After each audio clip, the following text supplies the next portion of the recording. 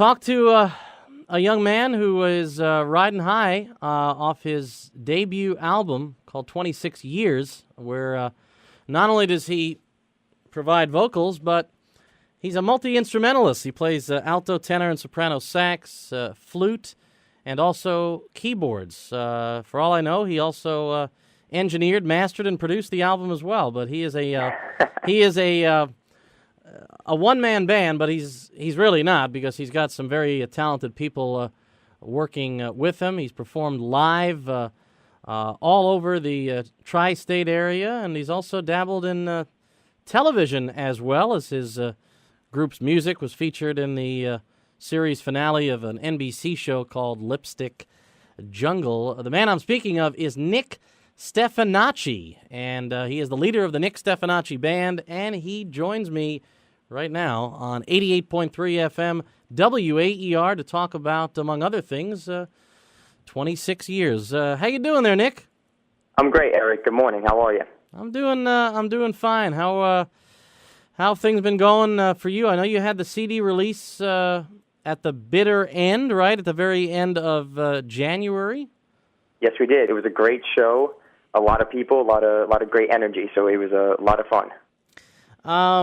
Now, I mentioned, and actually got this right from your bio on your webpage. We should throw out the webpage, by the way, nsblive.com. You can learn info on the band and tour information and how you can purchase 26 Years. But, yeah, right in the bio it said that you've performed live hundreds of times, and you've played various venues in New York City, venues that everybody has heard of, like Birdland and the Bitter End. But you've also played in Miami and Hawaii and Atlantic City. When you are, like, say, 10, 15 minutes right before a show, what's going through your head?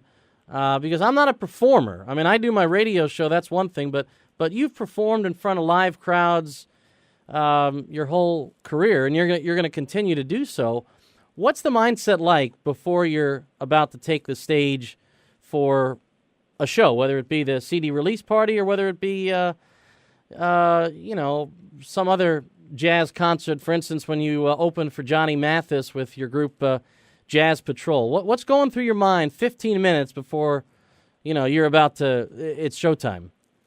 Sure, that's a great question.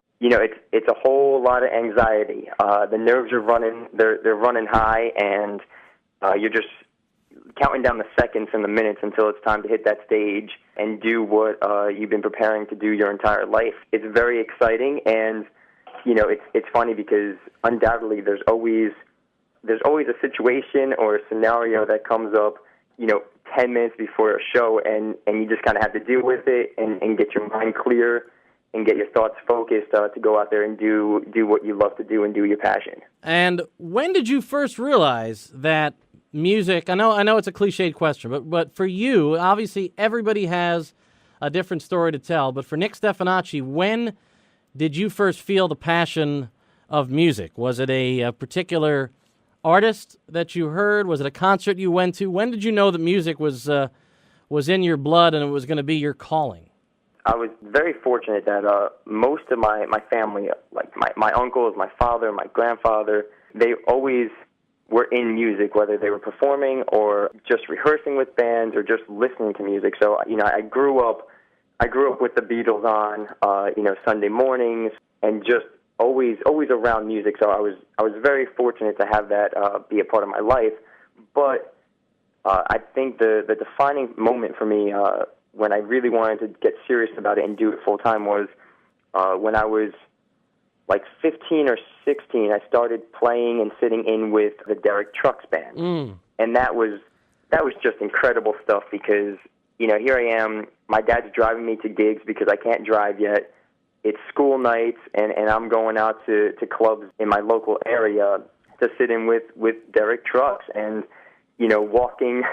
walking past a bouncer and walking past a line of people and just walking into a place and then, being able to talk with the beautiful bartenders at, like 15 and 16. That was kind of the jump off point to say, let's let's try to do this and let's try to make this happen because this is a very cool lifestyle. It's unbelievable that you were doing this, that you were sitting in with Derek Trucks, and I mean, people who know the name Derek Trucks and his band know how phenomenal an artist that he is, and here you were as a kid who wasn't even driving yet, getting a chance to rub elbows with Derek and his band. Now, you also, correct, played live with the Four Tops? Yes, that was a couple shows that we did down at Atlantic City a couple years back, down at Harrah's room down there, and that was, man, they sing and they dance. It's unbelievable. That was such a great time. Let's focus on the matter at hand, and that is the recording. 26 years. What I love about the music, your band has been classified as a 21st century sound that combines elements of Chicago and elements of Steely Dan, as well as obviously a lot of originality as well. You got some amazing players with guys like Cliff Hackford on drums and Tom Scazzano on guitar and great keyboardist Roy Suter, Freddie Maxwell on trumpet. But how would you best describe the sound of your band?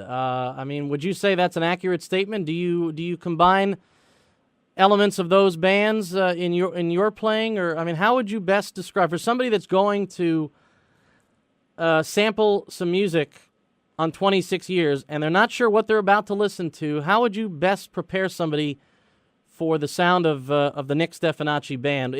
Where would you categorize it? Thank God it's not a one-word answer because I don't think it can be. Like I said, I grew up with music always on, always playing. So my influences are vast. I would definitely say that the Chicago and Steely Dan form fit it really well because there's a whole lot of jazz improvisation throughout the album and then definitely throughout the live show. And of course, the use of the horn section, that's definitely in the Chicago and Steely Dan mold. But, I hear a little bit of Stevie Wonder with my music. I hear a little bit of the Beatles with just the intrinsic and intricacies of the music itself.